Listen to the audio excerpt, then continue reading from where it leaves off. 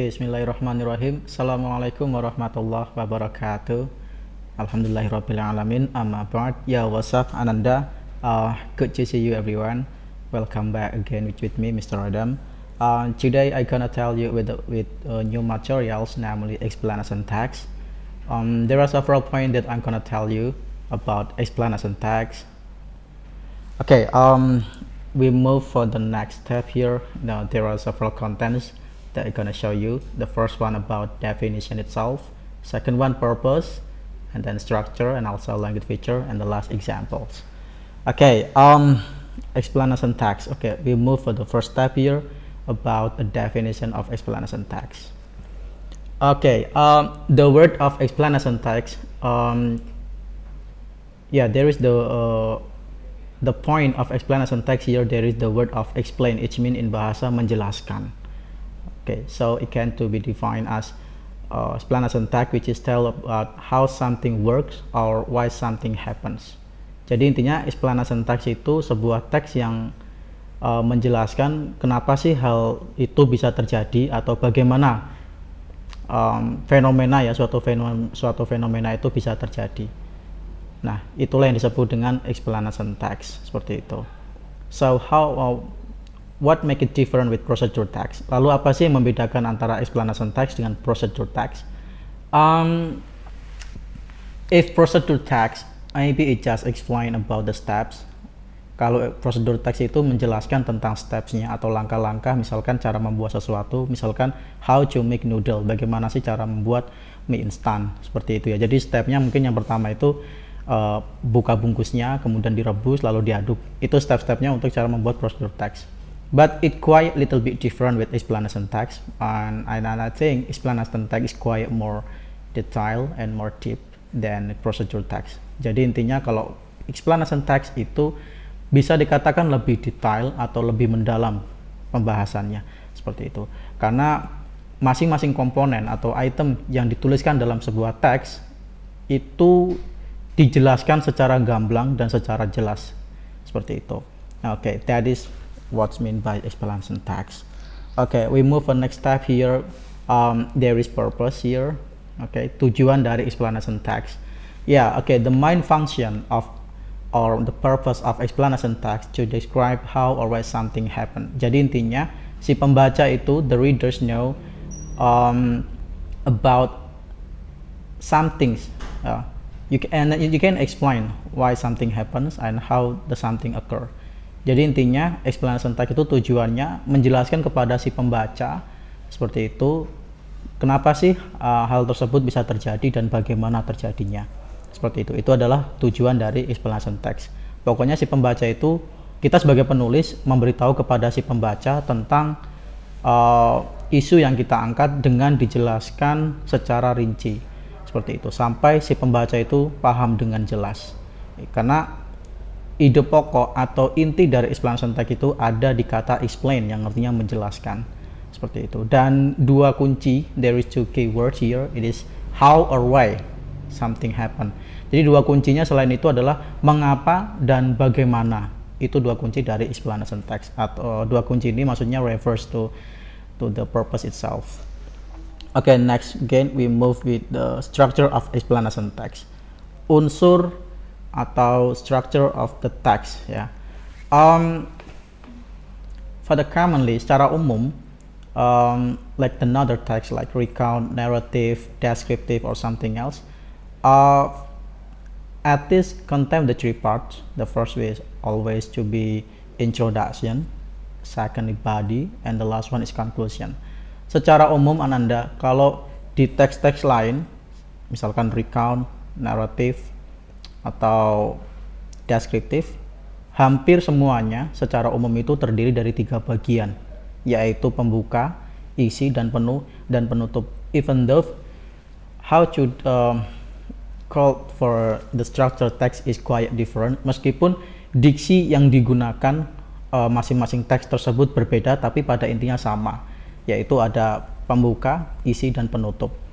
Sebelum pembuka tentu nanti ada judul ya, tapi tergantung si pembuat teks itu memberikan judul atau tidak, tapi yang jelas secara umum seperti itu. Nah, lalu bagaimana dengan explanation text itu sendiri? Apakah berbeda strukturnya seperti teks-teks lainnya. Secara umum untuk structure of the text, untuk explanation text itu hampir sama, cuman sekali lagi diksi yang digunakan itu berbeda, tapi fungsinya tetap sama. Seperti itu. For the first one called always to be title, yang pertama itu ada di judul gitu ya. Judul itu mempengaruhi ya cara menentukan judul. Jika Ananda tidak menemukan judul dalam sebuah teks, Ananda bisa mencari judul itu biasanya di paragraf pertama. Itu how to determine the title. If you still found about the title of the text itself, you can find in the first paragraph. Itu cara menentukan judul itu sendiri, biasanya ada di paragraf pertama. Seperti itu.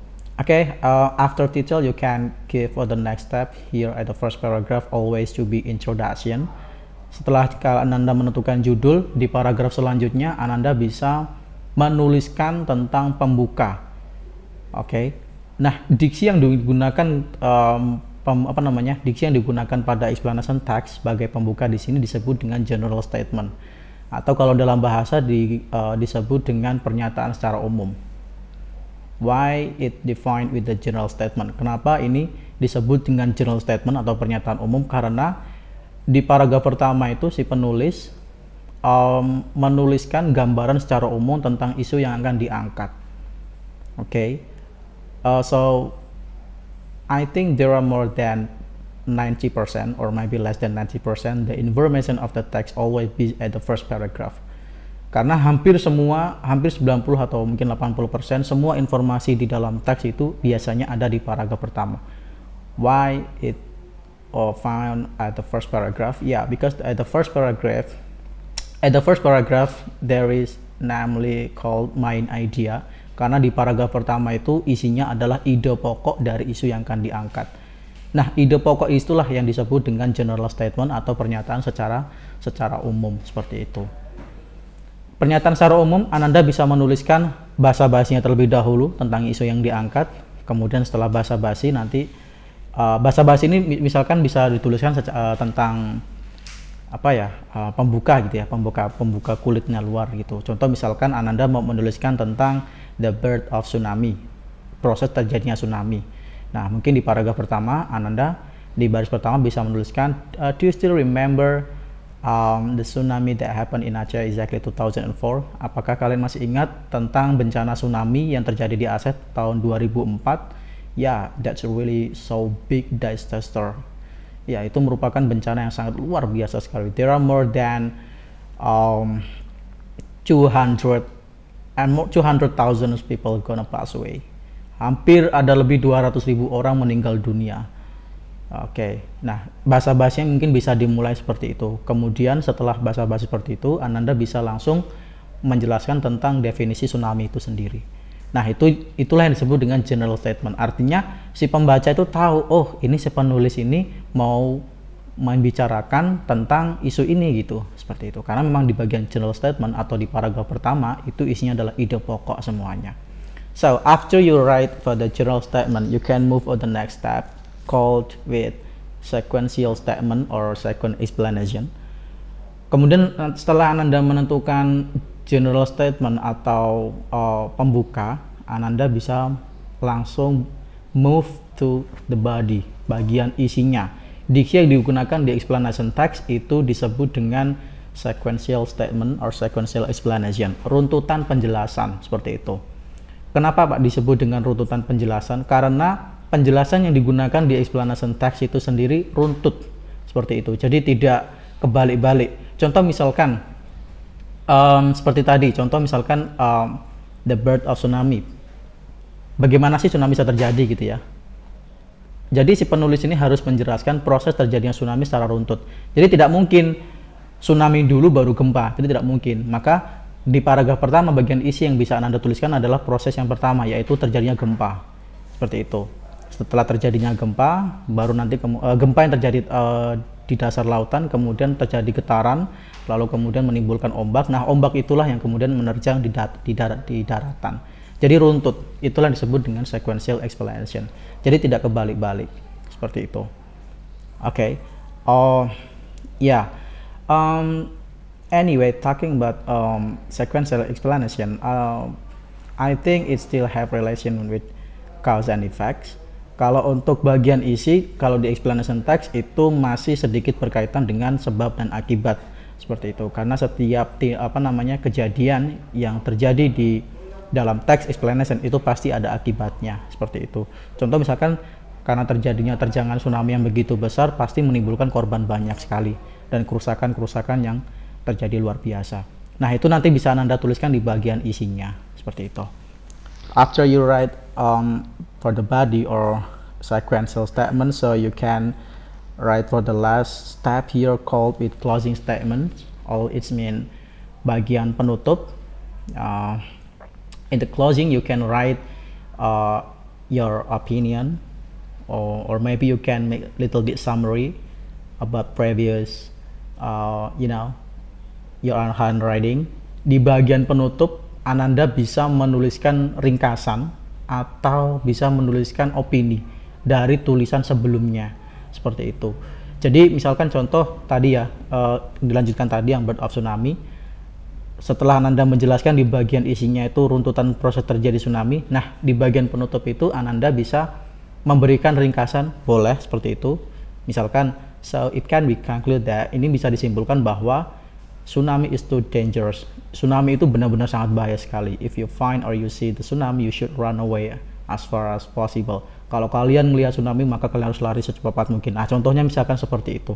Jadi di bagian penutup itu intinya Ananda bisa ya meringkas atau memberikan pendapat atau mungkin bisa memberikan argumentasi lainnya seperti itu. Jadi sedikit lebih tidak kaku dengan penulisannya bagian isi. Jadi bagian closing Anda bisa menuliskan apa saja.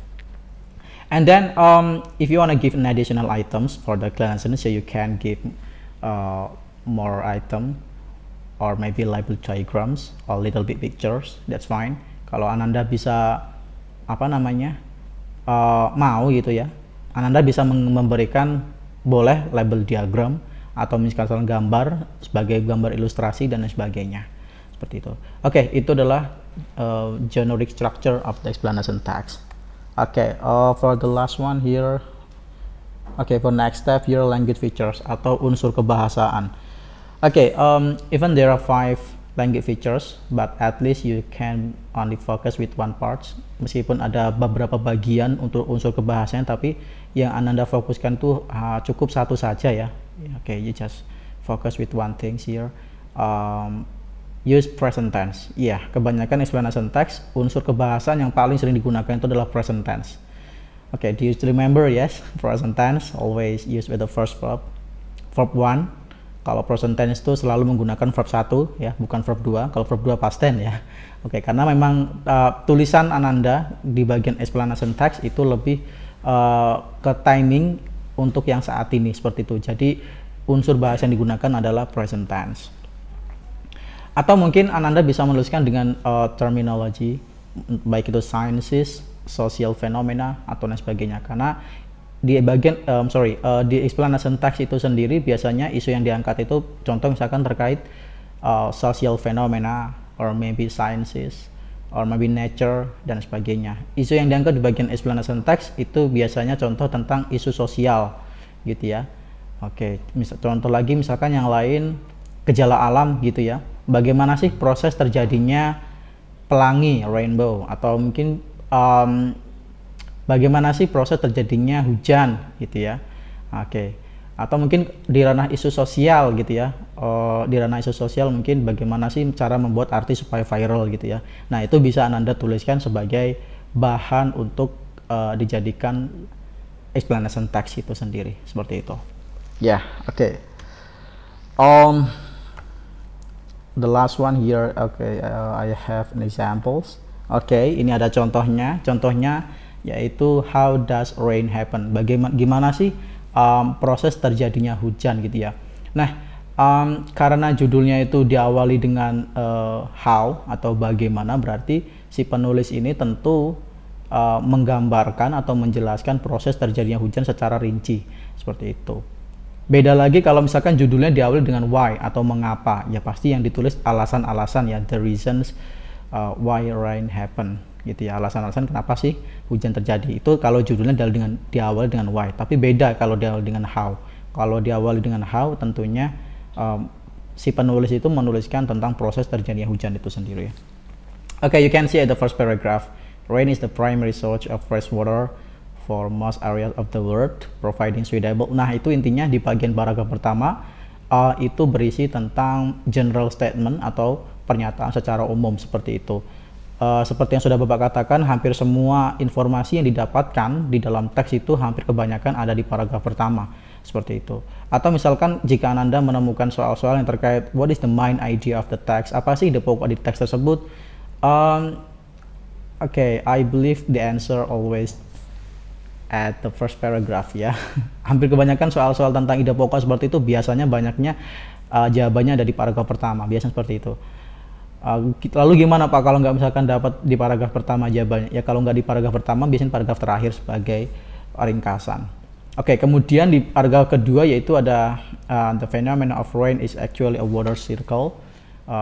Sebenarnya fenomena hujan itu adalah putaran ya, misalnya runtutan dari air gitu ya, maksudnya dari penguapan gitu ya, kemudian uapnya air itu ke atas, kemudian nanti terjadinya mendung lalu hujan. Nah, itu di bagian paragraf kedua itu disebut dengan isi atau sequential explanation. Oke, atau runtutan penjelasan. Jadi si penulis ini menjelaskan secara runtut. Kemudian yang terakhir adalah conclusion, however not all rain reach the surface, dan lain sebagainya, itu disebut penutup. Okay, I think that's all, Ananda. This is about the explanation text. Pokoknya intinya kalau explanation text itu menjelaskan. Pokoknya itu aja. Ya, kata kunci ada di menjelaskan, dan ada dua kunci yang harus Ananda fokuskan, yaitu why or how something happens. Kenapa dan bagaimana hal tersebut bisa terjadi. Ini lebih detail, tulisannya lebih formal, biasanya digunakan di tulisan-tulisan akademik dan lain sebagainya. Berbeda dengan prosedur teks. Kalau prosedur teks itu hanya step-stepnya saja, hanya langkah-langkahnya saja. Seperti itu. Okay, today for the next meeting we can do the exercise together. Kita nanti di pertemuan selanjutnya bisa mengerjakan soal-soal bersama-sama. I'm sorry I cannot just show you for the exercise tags right now, but we can do the exercise together tomorrow in the class, even just virtually. Kita nanti bisa ngerjain soal-soal bersama-sama besok ketika kita masuk kelas bersama, Nanda ya. Untuk saat ini mohon maaf Bapak tidak bisa menampilkan, mungkin bisa di lain waktu. I think that's all. If you have any question, you can give your comment at the column chat that available at YouTube channel. Kalau misalkan Ananda ada pertanyaan atau apapun, itu Ananda bisa memberikan menuliskan di kolom komentar yang ada di kolom chat YouTube seperti itu. Thank you very much, Ananda. Good luck and stay safe. See you next time. Assalamualaikum warahmatullahi wabarakatuh.